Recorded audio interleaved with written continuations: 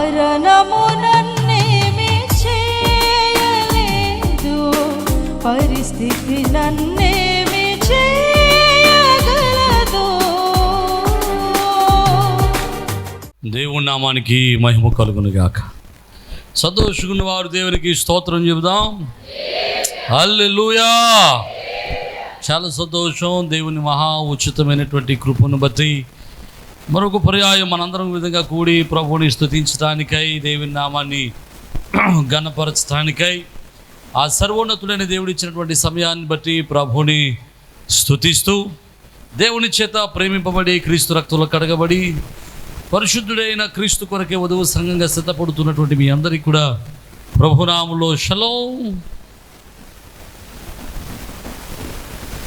దేవుని కృపా సమాధానాలు ప్రభు మనెల్లరకు అనుగ్రహించును గాక.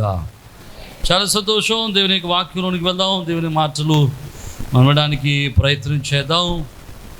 దేవుని యొక్క వాక్యంలో మనం కొన్ని మాటలు ధ్యానం చేయడానికి ముందు మీకు మంచి జ్ఞాపకం చేస్తే, చాలామందికి కొన్ని ఇష్టాలు ఉంటాయి. చాలామందికి అందరికీ ఇష్టాలు ఉంటాయి కదా. అందరికీ కొన్ని ఇష్టాలు ఉంటాయి. ఎలా ఉంటాయంటే, కొన్ని ఇష్టాలు ఉదాహరణ చేస్తే, కొంతమందికి బిర్యానీ అంటే ఇష్టం. కొంతమందికి ఎంత మంచి బిర్యానీ పెట్టినా కానీ ఆడు పులిహోర ఎడితేనే ఇష్టపడతాడు. కొంతమందికి చికెన్ అంటే ఇష్టం.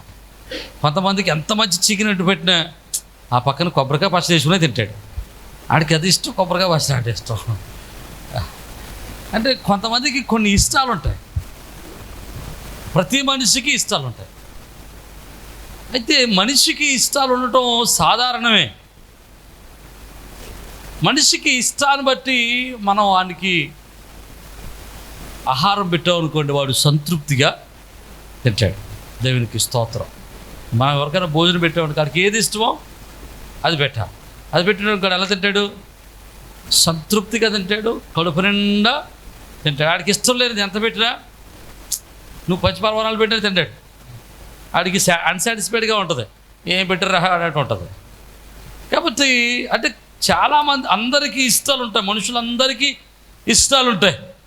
వారి ఇష్టం వచ్చిన దాన్ని వాళ్ళు దాన్ని తినడానికి కానీ, కలిగి ఉండడానికి కానీ సంతోషిస్తారు. దాన్ని బట్టి వారు ఆనందిస్తారు. ఒకవేళ ఇష్టమైన దాన్ని మనం ఆ ఇష్టమైన దాన్ని ఆ వ్యక్తికి పెట్టగలిగితే వాడు సంతృప్తితో దీవించి వెళ్తాడు.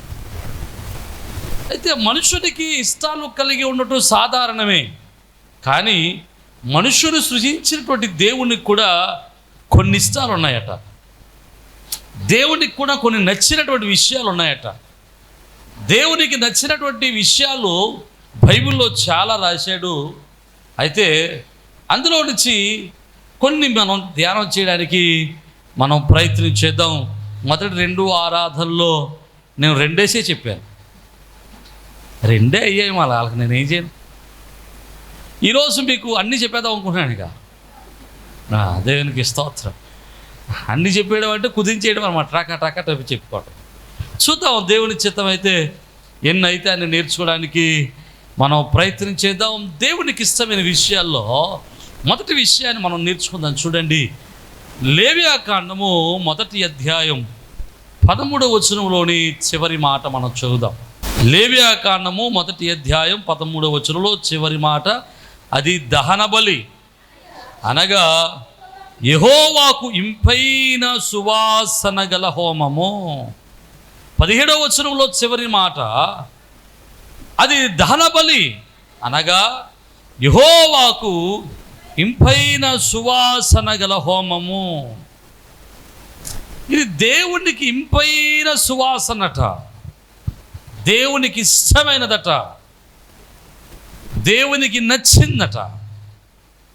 జాగ్రత్తగా వినండి. బైబిల్లో మనం మొదటి 5 కాండాలు ధర్మశాస్త్రం అంటారు.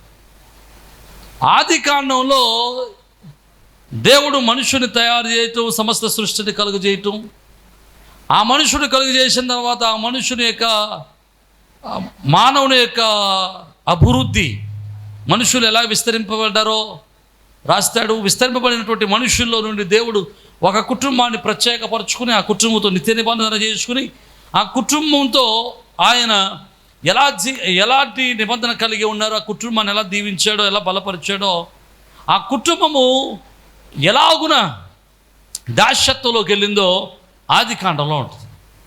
దాస్యత్వంలోకి వెళ్ళినటువంటి కుటుంబాన్ని బయటికి ఎలా తీసుకొచ్చాడో, వాళ్ళు ప్రయాణంలో ఏం జరిగాయో, వాళ్ళు ఎలా బ్రతకాలో, ఆజ్ఞలతో ఎలా జీవించాలో చెప్పినటువంటి విధానం నిర్గమకాండంలో ఉంటుంది.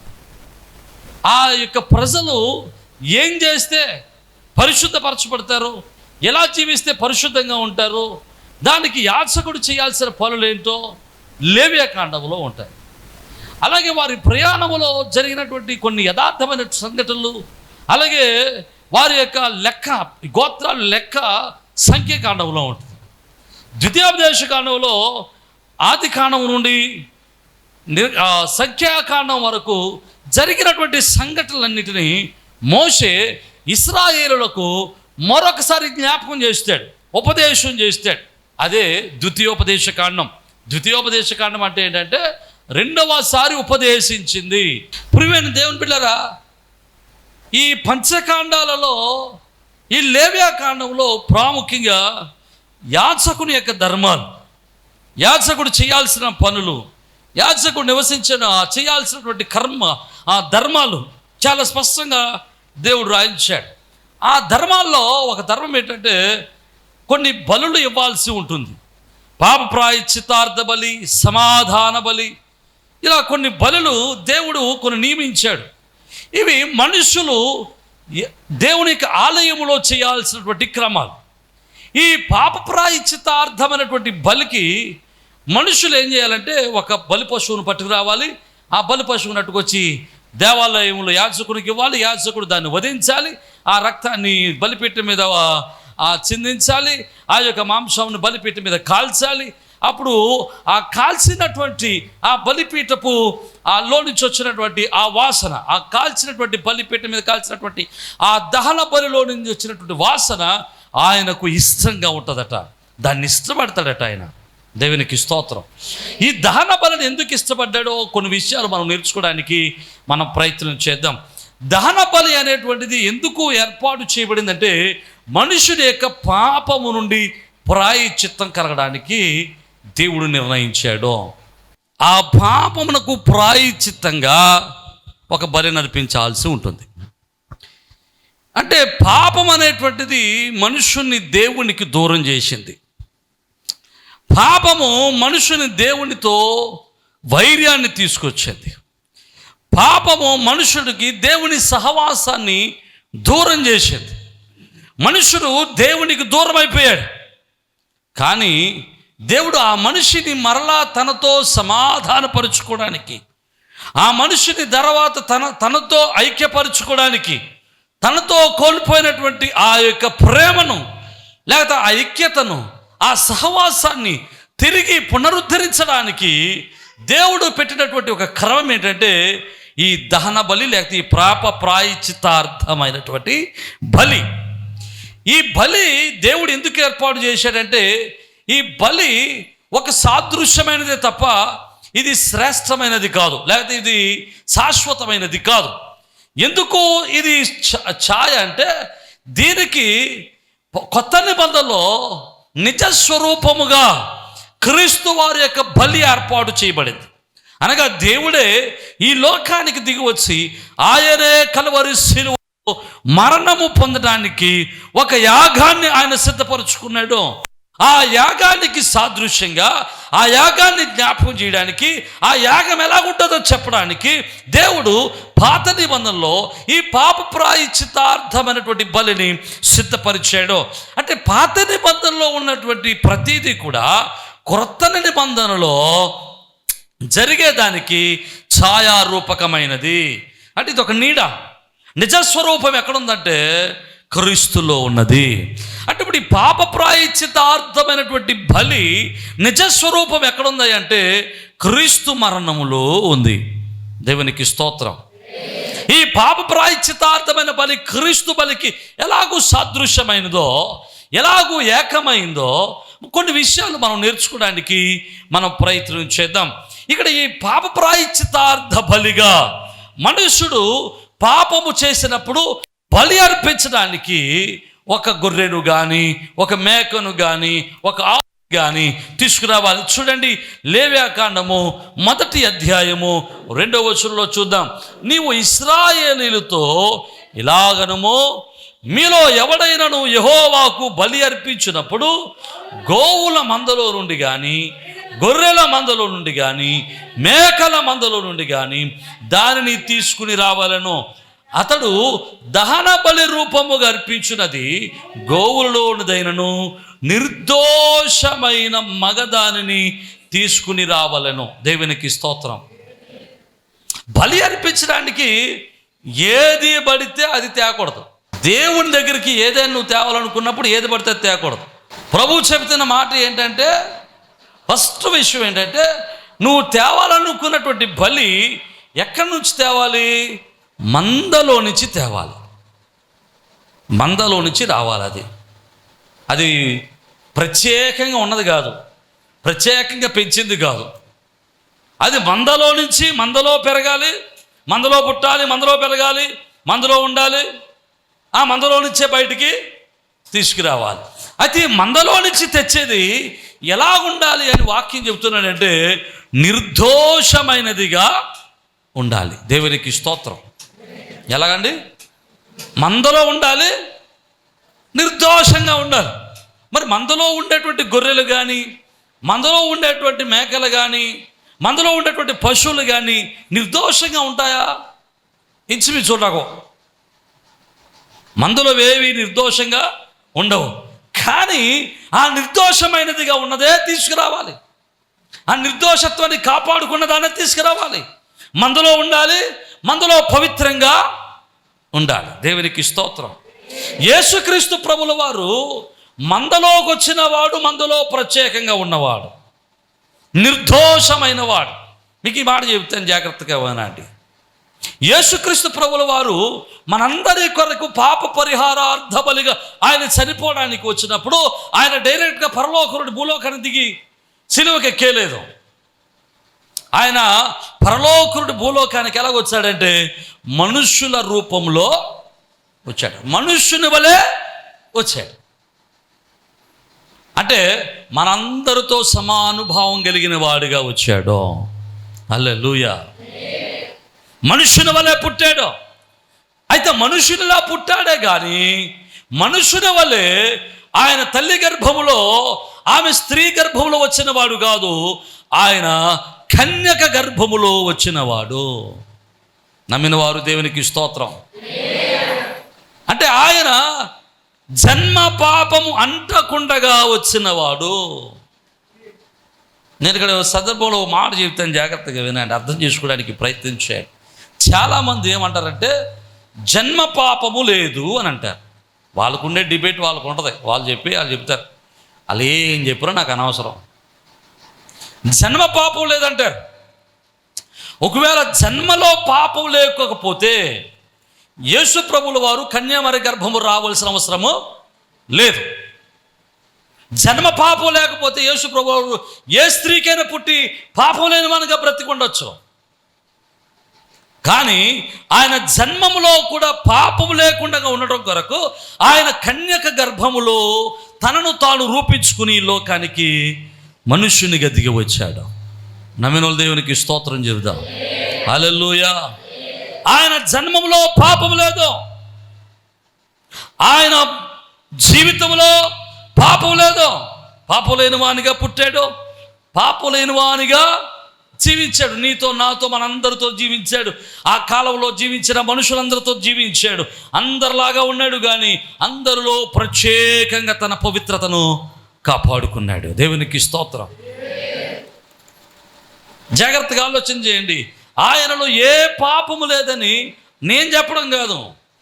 ఆ రోజుల్లో ఉన్నటువంటి ఆయనను ఎగ్జామిన్ చేసినటువంటి, ఆయనను పరీక్షించినటువంటి, ఆయన పరిశీలించినటువంటి జడ్జి గారైనటువంటి పిలాతు అంటున్నాడు, 3 సార్లు అన్నాడు, ఈయనలో నాకు ఏ దోషమో కనబడలేదు, ఈయనలో ఏ పాపమో కనబడలేదు. 3 సార్లు అన్నాడు.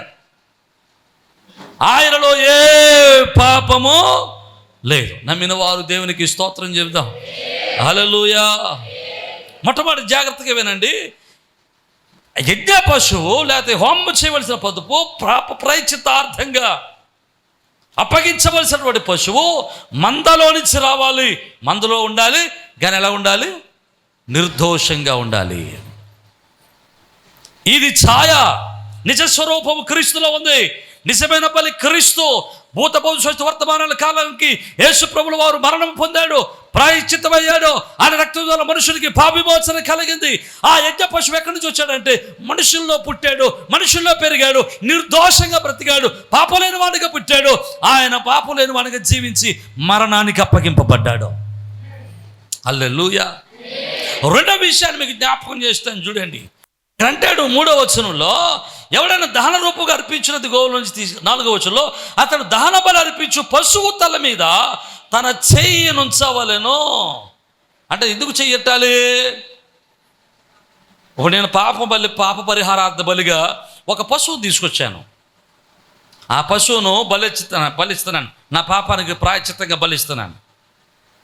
అప్పుడు నేనేం చేయాలి? దాని మీద చెయ్యట్టాలి. దాని అర్థం ఏంటంటే నా పాపం అంతా కూడా దాని మీదకి బదిలీ అవుతుంది.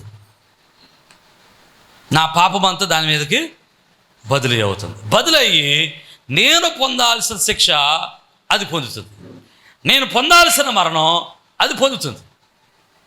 అప్పుడు ఆ పాపానికి కవరింగ్ ఏర్పడుతుంది, నా పాపానికి ప్రాయశ్చిత్తం ఏర్పడుతుంది, నా పాపము దాచిపెడుతుంది. దేవునికి ఇష్టలుగా ఉంటాం. దేవునికి స్తోత్రం. అదే విషయం క్రీస్తులో కూడా నెరవేరింది. ప్రభు అంటాడు చూడండి, మత్తయి సువార్త 20వ అధ్యాయం, మత్తయి సువార్త 20వ అధ్యాయంలో మనం చూద్దాం చూడండి. మత్తయి సువార్త 20వ అధ్యాయంలో 28వ వచనంలో మనం చూస్తే, అలాగే మనుష్య కుమారుడు పరిచారం చేయించుకున్నటకు రాలేదు కానీ పరిచారం చేయుటకును అనేకులకు ప్రతిగా విమోచన క్రయధనముగా తన ప్రాణమునిచ్చుటకు వచ్చాను. ఈ మధ్యకాలంలో చాలామంది బైబిల్ తప్పు పట్టుకోవడానికి చాలామంది చాలా ప్రయత్నం చేస్తున్నారు. హైందవ సహోదరులు వీళ్ళు రామాయణం చదవరు, వీళ్ళు భగవద్గీత చదవరు, వీళ్ళు వేదాలు చదవరు, బైబిల్ చదువుతారు. బైబిల్ చదివి లేకపోతే ఎవడో చెప్పింది పట్టుకుని, ఇదిగో మీ బైబిల్ ఎలాగుంది, మీ బైబిల్ ఎలాగుంది అని చెప్పి ప్రయత్నం చేస్తాడు. ఒక ఆయన అన్నాడు, మీ బైబిల్లో ఎక్కడైనా యేసు ప్రభుల వారు నీ పాపం కోసం నేను రక్తం కార్చడానికి వచ్చానని చెప్పాడా? ఒక్క మాట చూపించండి, నేను 1,00,000 రూపాయలు ఇస్తాను అన్నాడు. ఆ 1,00,000 ఆడి దగ్గర ఇట్టుకోండి. కానీ బైబిల్ ఇక్కడ యేసు ప్రభు వారు చెప్తున్నాడు, అనేకులకు ప్రతిగా విమోచన క్రయధనముగా తన ప్రాణమునిచ్చుటకు వచ్చానని చెప్పాను. మనుష్య కుమారుడు ఎందుకు వచ్చాడని యేసు ప్రభు చెప్పాడంటే, మనుషుల యొక్క విమోచన క్రయధనముగా తన ప్రాణాన్ని పెట్టడానికి, తన రక్తాన్ని కార్చడానికి వచ్చాడు. దేవునికి స్తోత్రం కలుగునుగాక. హల్లెలూయా. ఇక్కడ మనం నేర్చుకోవాల్సిన పాఠం ఏంటంటే, అక్కడ రాస్తాడు ప్రతిగా. ప్రతిగా అంటే అర్థం ఏంటి? బదులుగా. అక్కడ పాప ప్రాయశ్చితార్థమైన బలి మనుషునికి బదులుగా అప్పగింపబడుతుంది. అది సాదృశ్యమైనది, నిజస్వరూపము క్రీస్తులో ఉన్నది. ఇది క్రీస్తు ప్రభుల వారు మనుషులకు బదులుగా, మనం చేసినటువంటి పాపములకు బదులుగా, మనం చేసినటువంటి అతిక్రమములకు బదులుగా, మనము చావవలసినటువంటి స్థితికి బదులుగా, మనము మరణం పొందవలసిన స్థితికి బదులుగా, మనం అనుభవించవలసిన శిక్షకు బదులుగా ఆయన శిక్ష అనుభవించాడు, ఆయన ప్రాయశ్చిత్తం చేశాడు, ఆయన మరణము పొందాడు. నమ్మిన వారు దేవునికి స్తోత్రం చెబుదాం. హల్లెలూయా. అంటే పాప ప్రాయశ్చిత్తార్థమైన బలి దేవునికి ఇష్టమైనటువంటి హోమము, దేవునికి ఇష్టమైనటువంటి హోమము, దేవునికి ఇష్టమైనటువంటి బలటది. ఎందుకు అది ఇష్టమైంది? అప్పుడు పశువుని చంపితే ఇష్టమైంది, ఇప్పుడు యేసు ప్రభువు వారు చచ్చిపోతే దేవునికి ఇష్టమైంది. కారణం ఏంటంటే బలి అయినటువంటి బలి పశువు అయినటువంటి యేసు ప్రభుల వారు మరలా బ్రతుకుతాడు. దేవునికి స్తోత్రం. మరలా బ్రతుకుతాడు, బ్రతకగలిగిన వాడు. కానీ మరణములో చచ్చిపోతే మనుషుడు మరలా నీ జీవంలోనికి రాలేడు. అందుకని దేవునికి అది ఇష్టమైంది. ఎందుకు ఇష్టమైందంటే ఆయన మరణము ద్వారా ఆయన పాప ప్రాయశ్చిత్తార్థమైన బలి ద్వారా దేవునికి దూరమైనటువంటి మనుషుడు దేవునికి దగ్గర అవుతున్నాడు. దేవుని సహవాసాన్ని కోల్పోయినటువంటి మనుషుడు దేవునితో సహవాసాన్ని పొందుకుంటున్నాడు. దేవుని చెయ్యి వదిలిపెట్టేసినటువంటి మనుషుడు మరలా దేవుని చెయ్యిని పట్టుకోగలుగుతున్నాడు. దేవుడితో సంబంధాన్ని తెగిపోయినటువంటి మనుషుడు మరలా దేవుడితో సంబంధాన్ని కలిగి ఉంటున్నాడు. హల్లెలూయా. ఆయన చేత సృజింపబడిన వాడు మరల ఆయనకు అంటుకట్టబడుతున్నాడు. అందుకనే ఆ హోమము దేవునికి ఇష్టమైనది. నమ్మిన వారు దేవునికి స్తోత్రం చెబుదాం. క్రీస్తు రక్తములో కడగబడిన మనమందరము కూడా ఇప్పుడు దేవునికి చెందిన వారము, దేవుడితో సహవాసములో ఉన్నవారము, దేవుడితో ఉన్నవారము. హల్లెలూయా. మీకు మంచి మాట చెబుతాను, దేవుడు అన్యాయస్తుడు కాదండి. ఇది గుర్తుపెట్టుకోండి. ఆయన అన్యాయస్తుడు కాదు, ఆయన పక్షపాతి కూడా కాదు. ఆయన యూదులను తన కొరకు ఒక ప్రత్యేక జనాంగం ఏర్పాటు చేసుకున్నాడు, బాగానే ఉంది. కానీ ఆయన సమస్తమైన మానవాళ్ళందరినీ ప్రేమిస్తున్నాడు. ఆయన సమస్తమైన మానవాళ్ళందరికీ కూడా ఆయన రాకడ గురించి ముందుగానే చెప్పాడు, ఆయన యజ్ఞం గురించి ముందుగానే చెప్పాడు, ఆయన బలిదానం గురించి ముందుగానే చెప్పాడు. అది ఛాయారూపకమైన యజ్ఞాలు, ఛాయారూపకమైన బలిదానాలు సమస్తమైన మనుషులందరికీ తెలియపరిచాడు. ఆ క్రమాన్ని మీకు జ్ఞాపకం చేస్తాను. ఆర్ఆర్కే మూర్తి గారని ఒక బ్రాహ్మణ కులములో నుండి బయటకు వచ్చి క్రీస్తు సువార్తను ప్రకటించినటువంటి ఒక తండ్రి సమానుడు పెద్ద ఆయన ఉన్నాడు. ఆర్ఆర్కే మూర్తి గారు దైవజనుడు. ఆయన ఇప్పుడు లేరు కానీ మరణించారు. ఆయన బ్రాహ్మణ కుటుంబంలో నుంచి క్రీస్తును ఎరిగి వేదాలలో క్రీస్తున్నాడు అని గ్రహించి బయటకు వచ్చి సువార్తను ప్రకటించాడు. అనేక మందిని క్రీస్తులోనికి నడిపించాడు. ఆయన అలా సువార్త ప్రకటించినప్పుడు ఆయన చెప్పినటువంటి ఒక ప్రసంగం నేను విన్నాను. ఆయన చెప్పినటువంటి ప్రసంగంలో ఒక యజ్ఞాన్ని గురించి చెప్పాడు. ఆయన వేదాలలో రాయబడినటువంటి ఒక యజ్ఞం గురించి చెప్పాడు ఆయన. ఆ యజ్ఞములనట యజ్ఞ పశువు ఉంటుందట. యజ్ఞ పశువు అంటే ఒక గొర్రె కానీ ఒక మేక కానీ, ఒక నిర్దోషమైన మేకను తీసుకోవాలట. ఆ మేకకి బలుసు కంచెని తలకి చుట్టాలట. అది తీసుకెళ్ళి ఒక చెక్కకి 4 కాళ్ళు మేకలేసి కొట్టాలట.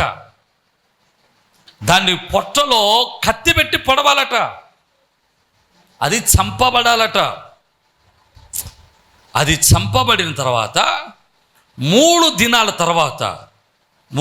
తర్వాత ఆ చంపబడినటువంటి ఆ మేకకు కానీ ఆ గొర్రెకు కానీ బ్రాహ్మణులు ప్రాణ ప్రతిష్ఠ చెయ్యాలి. ప్రాణ ప్రతిష్ఠ చేయడం అంటే ఏంటి? ప్రాణ ప్రతిష్ఠ చేయడం అంటే ఏంటి? ప్రాణం పోయాలి. అలా ప్రాణం పోసి ఆ మేక బ్రతికితే ఎవడైతే బలి ఇచ్చాడో వాడి పాపములకు ప్రాయశ్చిత్తం కలుగుతుంది, వాడి పాపములకు సంపూర్ణత కలుగుతుంది, వాడి పాపము కడగబడుతుంది, వాడు నిత్యరాజ్యానికి వారసుడవుతాడు. ఒకవేళ ఆ మేక బ్రతకకపోతే బలి ఇచ్చిన వాని యొక్క బలి సంపూర్ణమో కాదు. ఇప్పుడు ఏం చేయాలి? ఇప్పుడు బలి సంపూర్ణం కావాలంటే ఏం చేయాలి? ఇప్పుడు ఆ మేకకు ప్రాణ ప్రతిష్ఠ చేయాలి, అంటే బ్రతికించాలి. ప్రాణ ప్రతిష్ఠ చేస్తారు చాలామంది. అంటే నేను తప్పుగా మాట్లాడటం లేదు కానీ అర్థం చెబుతున్నాను. బ్రాహ్మణులు విగ్రహాలు నిలబెట్టిన తర్వాత విగ్రహాలకి ప్రాణ ప్రతిష్ఠ చేస్తారు. అంటే విగ్రహాన్ని ప్రతిష్ఠిస్తారు, ప్రాణ ప్రతిష్ఠ చేస్తారా అంటారు. అంటే ప్రాణ ప్రతిష్ఠ చేయడం అంటే ఏంటి? ఆ విగ్రహంలోనికి ప్రాణం పోస్తున్నారు. ఇప్పుడు విగ్రహంలోనికి ప్రాణం వస్తే ఇప్పుడు ఆ విగ్రహం ఏం చేయాలి? మాట్లాడాలి, చూడాలి, కదలాలి, మెదలాలి, కూర్చోవాలి, నిలబడాలి. ప్రాణ ప్రతిష్ఠ చేయడం అంటే అదే కదా. నిజంగా బ్రాహ్మణులకి ప్రాణ ప్రతిష్ఠ చేసే శక్తి ఉందా? అలా శక్తి ఉంటే మనం ఎంతరం ఎందుకుంటాం? ఊరంతా బ్రాహ్మణులే ఉంటారు. ఎందుకంటే ఎవడో చచ్చిపోడు కదా. ఇంకా చచ్చిపోయిన నెలలు ఏం చేస్తుంటారు? బతికి చేస్తుంటే.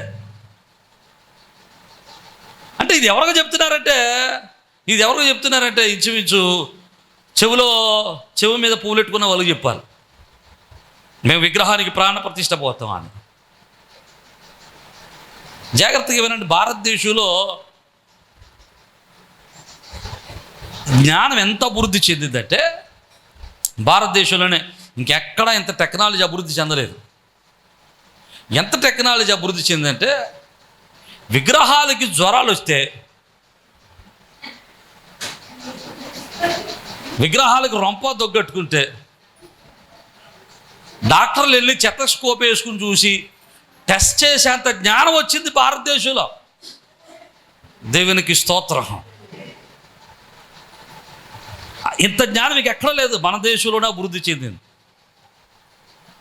అందుకు మనం చాలా గర్వించాలి. దేవునికి స్తోత్రం. మన డాక్టర్లు మనుషులకే కాదు, ఎవరికి కూడా వైద్యం చేయగలరలో, బొమ్మలకు కూడా విగ్రహాలకు కూడా వైద్యము చేయగలరు. అంత జ్ఞానం భారతదేశంలో అభివృద్ధి చెందింది. మన భారతదేశం దూసుకుపోతుంది ముందరకి ప్రపంచ జ్ఞానంలో.